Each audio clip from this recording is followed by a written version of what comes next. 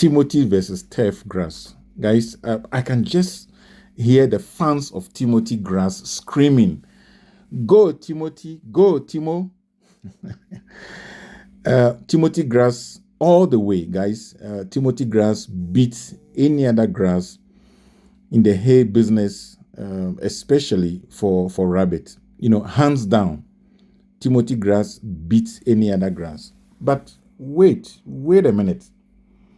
It is a 12 rounds of a boxing match, a championship rounds of comparison between Timothy grass and any other type of grass, for rabbit hay, for making hay, especially for rabbit.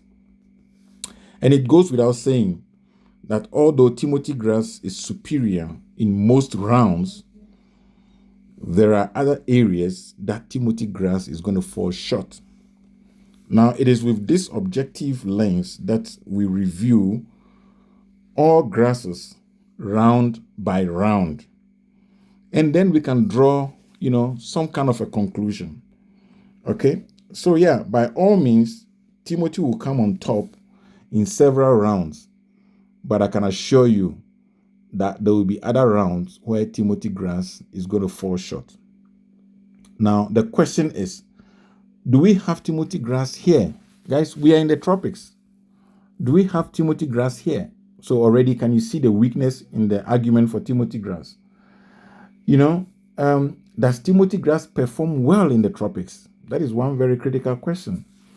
What is the yield of Timothy grass per hectare as compared to Bracharia, as compared to Aries, as compared to Teff, as compared to Chloris Guyana, as compared to Kikuyu? Of course, environmental condition in the drought environment, water requirement, what is the performance of Timothy grass in some of these areas? Of course, nutritional value, protein content or crude protein content, crude fiber content, and so forth. So guys, as you can see, there are several rounds in this comparison game, and we will need to take our time to deep dive into each and every item blow by blow so that we can select what will come on top for us. If Timothy grass wins today, guess what? Teff grass will live to fight another day. Vice versa, if Teff grass or Bracharia or any other grasses wins today, Timothy grass will always come back to defend for the title. Okay, guys. So yeah, let's just have some fun with this comparison and treat the comparison like some kind of a 12 round of a championship boxing round. Okay, so yeah, if you're a Timothy fan, stand in the blue corner.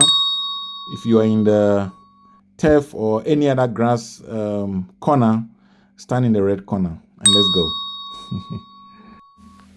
Now, guys, on a serious note, before we deep dive into this conversation, just remember that our data that we share here is purely according to how we experience it.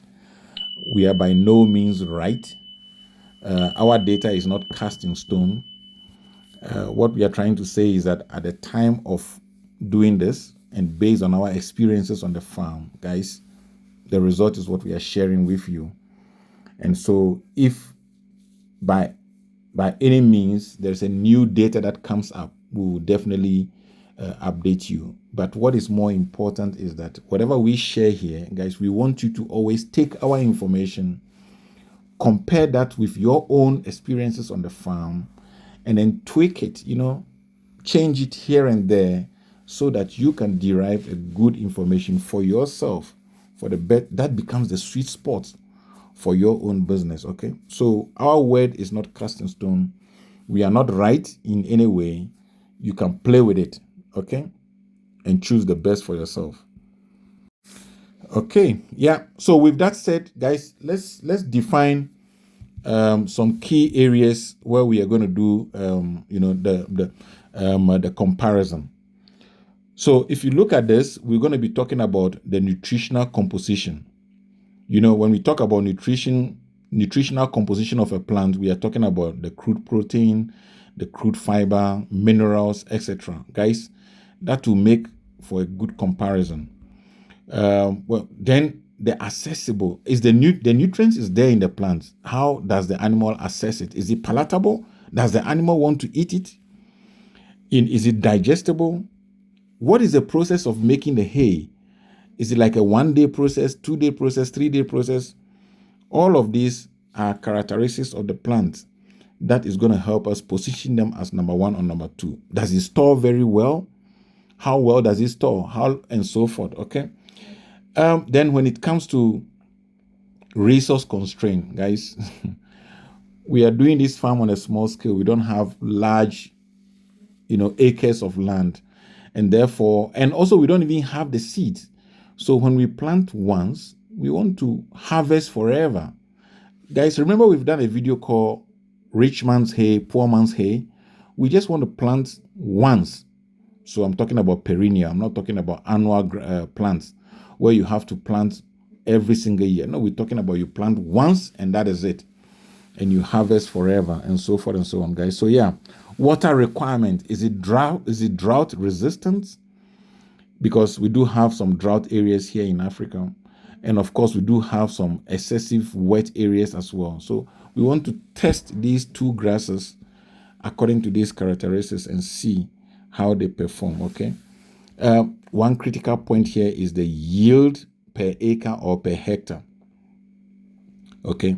Because if you plant 1 acre or 1 hectare, you want to be able to harvest as much so that your animals can benefit. So we want to see all of that and use that as a criteria of judging or measuring our grass. And then when it comes to things like other benefits, we speak about rabbit chewing hay as a way of grinding down their teeth, and so forth. So other health benefit that comes with this hay, okay? All right, so that basically is the criteria, and let's jump straight into it. So here, you can look at the table in front of us here, and with that table, guys, round 1, you can see when it comes to protein, crude protein content, Timothy is leading. It's an absolute knockdown. Okay, crude fiber, we say is equal. Round 2, crude fiber, 10-10. Minerals, we say they are on par, they are the same. Palatability, we say they are the same. Digestibility, we say they are the same. Wow. The hay process, we believe that Timothy, according to what we have observed, Timothy is down by 1 point. Okay, in other words, Teff is way ahead. Teff, once you cut it 1 day, maximum 2 days, it is ready as a hay. Storage, we believe they both store very, very well and long time. Okay. Then when it comes to annual perennial, we believe the Teff is taking the lead there. Geographical areas that this plant covers, guys, Teff is everywhere in the world, from Australia, the US, everywhere. Africa, actually, it comes from Africa. So it is everywhere here in Africa. But Timothy, I think you can only find them in the cold environment. Okay, guys, if you try to plant them here in Africa, by all means you can try, but we've not seen them doing very, very well in the tropical area. So that is an absolute knockdown. In fact, it's 2 times knockdown in a round. That's 7/10. Okay, water requirements, we believe that the Teff does not require much water as compared to the Timothy. So guys, this is just a table that I don't think we should go through all of them, but you can see for yourself. And this gives us an objective way of really looking at it. But what stands out for me, what really stands out for me is the resource constraint parameters, where we see that the Teff grass is a hardy plant, it's on its own. And it comes from this region, and we are in this region, and therefore we do not see us going to chase something that we are going to struggle with. Okay, by all means, if you have the Timothy, guys, those with the Timothy grass planted in their yards and is doing very well, I need you in the comment section to challenge this result of this great boxing match. Okay, challenge the result that we are publishing here today, and let us see. But if you're in the temperate region, if you're in cold Europe, cold portion of US and other part, then by all means, we cannot compete with you because we are here in Africa in the tropics. And that's the reason why we are aligning with the Teff and any other African type of grass, okay? All right, both grasses are doing very, very well when it comes to other health, dental, and gut benefits. Okay, so guys, there is the verdict. 138 point for Timothy grass, 146.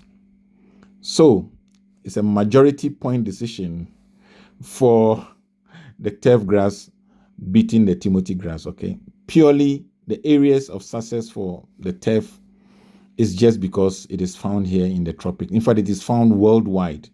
It has got much bigger geographical coverage than the Timothy grass. Okay, if you are a Teff fan, if you are if you are a Timothy grass fan, I'm sorry. Welcome to the game. You live to fight another day, okay? But for now, so guys, do this as an exercise for yourself. Find 2 or 3 different grasses, combine them. But maybe let me just go straight into the summary. Guys, in the summary, what we have come to understand is that your animals perform much better if you have multiple type of grasses. So do not just rely on Teff or do not just rely on Timothy and stop there. We are saying go for a combination of 4, 5, 6. That brings about variety. That brings about different textures.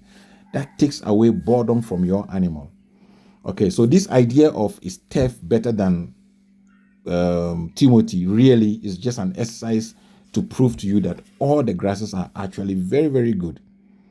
And according to availability and your level of comfort, that will then determine what you go for. But here at Ace Rabbit Farm, guys, what we are saying is that go for variety. Bring 3, 4, 5 of these grasses together and mix it for your animal. And guess what? Your rabbit will be super happy. Your farm will be successful.